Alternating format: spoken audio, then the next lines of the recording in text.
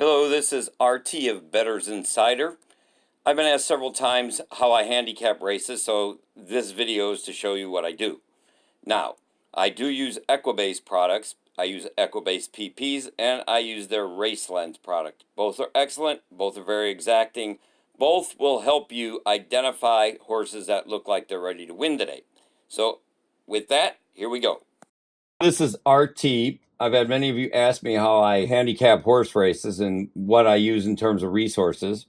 And I'm going to show you exactly how I do this. The first thing we start off with is I use Equibase. And I get a copy of their PPs. I transpose them onto a spreadsheet, this exact one right here. So the very first thing I'll do is at the top left part of the PPs is going to be a CR, which is par for that race. So in this case, it's a 42. So we put that across the top.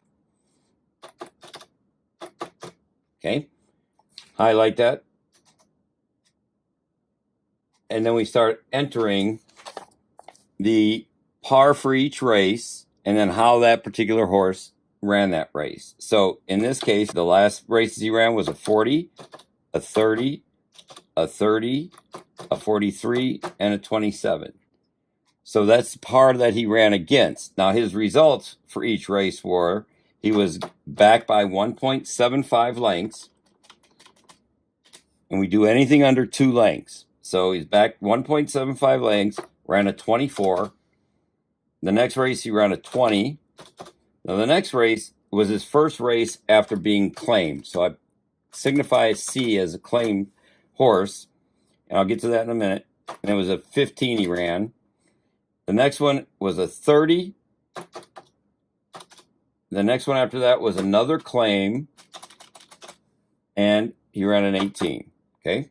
So then we go on to the second one. Now the second one's going to be 57, 57, 58, and then 53. And his results were 41, 31, and 30. Not finishing anywhere in or near the lead on any of those. So keep going. 53, 52, 44. And this one ran a 34, a 51, a 46, a 40, 34. And did not come in close to the lead. So, get on to the number 4 horse. This one did a 57, 32, 53, 40, and 60. All right, and his results were, now, this was his first race after being claimed, so he got a 33, so he got to signify it with a C for claiming. The next one was a very dull 10, and then he got claimed again, and that was a 25. And the next one was a 16. He needs help, man. And this one's a 17. So why anybody would claim that horse, I don't know, but that's not my money. The next one had one race. It was a 55, and it ran a 42. So look for improvement out of that, which, as we know, the second time out horses always improve past, not always, but most times improve past the first time. So he ran a 42. Okay, and finally, the 6 horse. He did a 40, 40, 57, 55, and a 44. So, against those numbers, he was 1 3/4 length back, so signify that as a 1.75. Did a 24. The next race was a 14. And the next one was a 40. And the next one was a 39. The one after that was a layoff. So you got to signify that as an L. I like to put a capital in there to remind me. And that was a 40. So there's our grouping. Now, that number, the par for the race, I highlight, bold. And I go down here and I see who has hit par or greater. And I'll go 1 under for that. So highlight these two. All right, so now you want to go to the next. That's the number he ran, and he ran it against those numbers. So this one gets, there's a pale yellow I use for this one. So use that. So that signifies that he raced at or above par for that race and against at or above par runners for that previous race. So the next one, we got a 51. All right, and he raced it against a 55.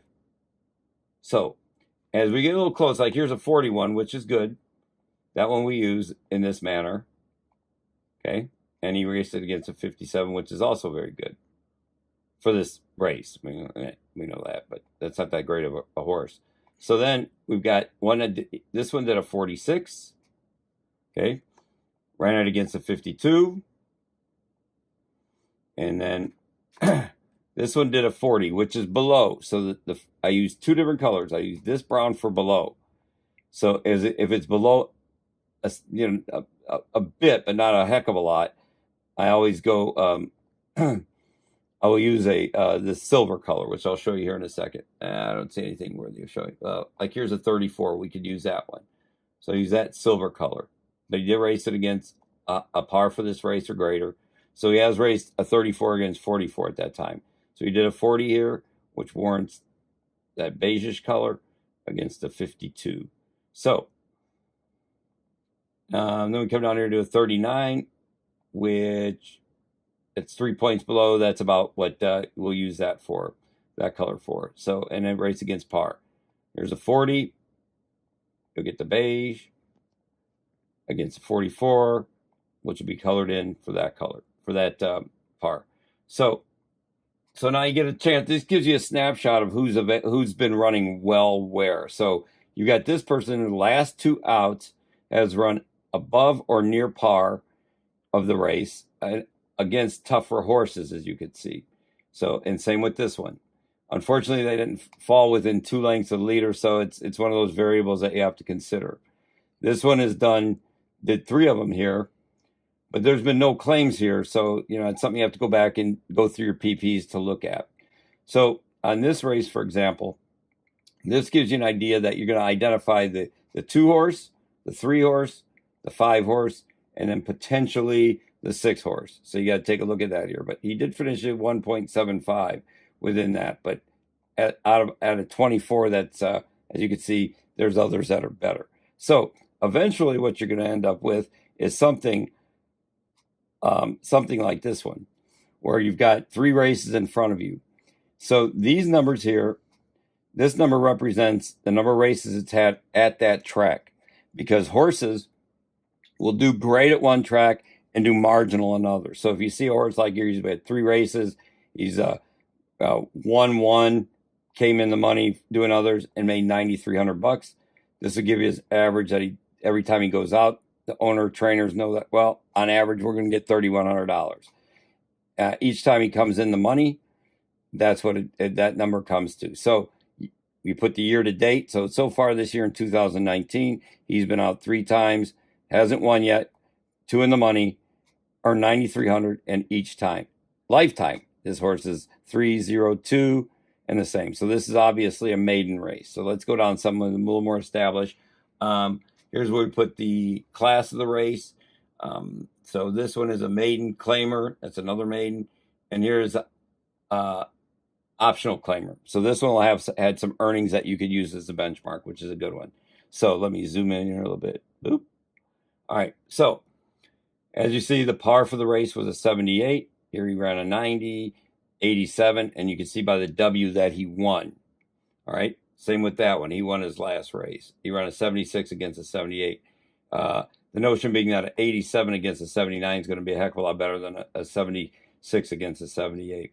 So then going across, this horse has raced 12 times at the track. Now this has won 6 times, which is an anomaly. It's very good, and has earned $107,000 at the track. So lifetime, it's earned $113,000. So really, this horse loves Charlestown. So it loves this track.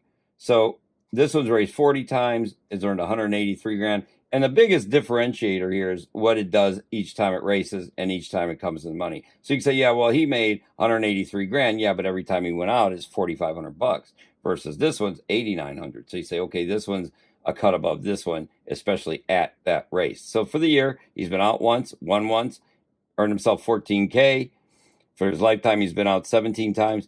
He's been 6 times that he's won, and 7 other times he's been either first or second or third. So in other words, that what makes this horse as attractive too is that it's been out 17 times, and 13 of those times it's been in the money. So it's real competitive. So back to here. So you look at the progression going from the 5th race all the way to the 1st, or his last rather. So he ran a 90, a 79, a 78, a 77, and then perked up to an 87. So we go down to this next one. He went 70, 77, 78, 70, 82. So the progression is important for this reason, is that it'll represent what kind of condition the horse is in. If it's in really good condition, you'll see the numbers start to improve. Like this one got all of a sudden better. Now the difference is that this one's only had one race this year, and so we are in April. Whenever this was raced, he's only had one race this year. So unfortunately, I didn't do this one because if it was a layoff horse, you would put an L that represents its first race off a layoff, which I'm going to guess it is. So we'll make that assumption. So he got first off a layoff, he scores a victory, and then this one probably looks for some improvement because second off a layoff is going to be very good as well. All right, so that's it. So it helps you identify that you're going to look harder at the 1 for sure, the 2 because he comes off a above par race. The 2 is very much worth consideration, even though he ran a lesser race. He raced against tougher horses, which makes him more attractive in this point. As you know, as a thoroughbred handicapper, you race against horses that are of a different value. You're going to perform much better at horses against a lower value. So last one out, he got an 82 against an 89. This is the par of 78 for the day. Look for him to score. So you have to kind of get an idea that say, okay, this guy made an 87 against 79. So what's the value of an 82 against an 89 versus that? In my opinion, I would be more willing to lean against 82 against an 89 than 87 against a 79. If there aren't many other mitigating factors. This one looks attractive. It's 74 against an 89 versus a 76 against a 78. So I always look at what they've done the last couple races, so it dictates the condition of the horse. So, he's had like 1, 2, this person's had 2 good races, this one's had 2, this one's had 2. So those are the things you want to look at before you reference the PPs. And again, you go back here to the money. You say, okay, this guy he's had 26 times, 3 times he's won. It's kind of okay. 40 times, 7 times he won. That's okay. Now all that's at Charlestown. So we look for the year. He's done 1. He's 1 for 1. This one's attractive. 4, 1, 1. And he's made 19 grand. This one, there's probably been no money made. I'd have to check. I don't know what happened with that guy. It's irrelative. That one, actually, it is relative. Excuse me. So that one did 5 outs, 2 times win, 1 time in the money, made $22,000. So he's been out 4 times, 2 wins, 2 times in the money. The value of this is 23,230. So it'll calculate that. All right. So the rest of that is accurate. 48 times, 10 wins, or 48 times that horse has come in the money. So this is a competitive guy. 197,090. So that gives him a $4,100 per out. This one's a little bit better. Let me adjust this so I could look at it. So, but you got some pretty heavy hitters here. But every time this horse races, he gets 6,600. Every time he gets $7 grand. Every time that horse comes into money, he gets 11. As you could see, that gives you an indication of the value of a horse. Now, sometimes you'll get some of these, and the money of it will be glaring. So you'll see that, like this guy, he's made 14 grand this year. He's made 23, 22. But each time they come out, now this one's good. This one's 9,000. This one's 14,000. So the owner trainer knows that, okay, every time I race that horse, so far, it's getting me $14,000 a year. This gives you another reason why to look at the number 1 a lot closer. So also in here, the number, what is that, the 4 is another one to really look at. He scored a victory of 74 against a 74. So that's worthy of consideration as well. This one year to date has made 23,000. That one's done 22, 5 times out, 2 times win, 1 time other in the money. Scored a 76 against a 78. Definitely a player. So if I were just going to look at this without looking at the PPs, I would say, okay, what I'm going to bet on probably is the 1, the 2, and probably the 5 as an exacta, and then the 1, 2, 5, and 6 in a trifecta in some way. I do need to consult these because you have to look and see exactly what their timing, what the times were, and everything else associated with it. But using this spreadsheet at least lets you identify who the real contenders are versus who the pretenders are. Yeah, on the bad side of that is you look down here, this guy's done a 50, a 25, a 60, a 59, a 57, and you know, it's just not really ready to be there. And same with the 7-horse. 62, 72 is good. 79, you know, against the 79, that's okay. But, you know, it really hasn't gotten it done to the level that the other horses have. Anyway, a 63, a 72, you know, not when you got ones that are running 79, 79, 78, 78, 81, and the like. I mean, there's better in here. So this is another one worth consideration. They made 114 grand here at Charlestown. So 19 times out, 5 times in the money, 5 times wins, 6 other times in the money, 114 grand, 6 times every time it goes on, every time he wins, he's at 10,000 bucks. So you have some major players here. So you're gonna have to get to your PPs and say, okay, I like these 4 or 5, calibrate them against that, and let me show you another tool that I use when I get to that point. All right, so Equibase, my subscription calls for it to. I also have this with my subscription, rather. It's called the Race Lens. With it, you get PPs, you get everything associated with horse racing. Now, the beauty of Equibase, they just signed yesterday to provide GPS technology to Penn National and Charlestown. So these are going to be a lot more exacting figures than you're going to get anyplace else in terms of being able to delineate exactly what they ran that day. So in this case, the nice one is that with this, it gives you a pace projection. So down here in the bottom, they figure at the top of the stretch, the 1 is going to be in the lead, the 5 is going to be right behind it, and the 4 is going to be right behind it. And so somehow or other, the 2 finagles its way in here because they've got it listed as the 1 coming in first by a huge margin, 68.9%. Now, I'll warn you, if you have this product, anytime you have an outlier like 68% versus 11, it is typically not a good bet. Either pass it or you look for alternatives or use that 1 in your exotics. Now, 1's a good horse here, but we've seen that there are other ones that are available too that could potentially beat it. And every time I've bet something like this, it seemingly doesn't win. So I'm just letting you know that. Now, on the bottom here, it says it gives you, based upon their technology, based upon their software, based upon all the algorithms that they perform, it'll give you a little blurb sometimes at the bottom here. And it says on this one, looks like there'll be some quick early fractions. The early trailers may get a shot to make up some ground coming down the stretch. Now, in this case, Charlestown is historic for being a speed favoring track.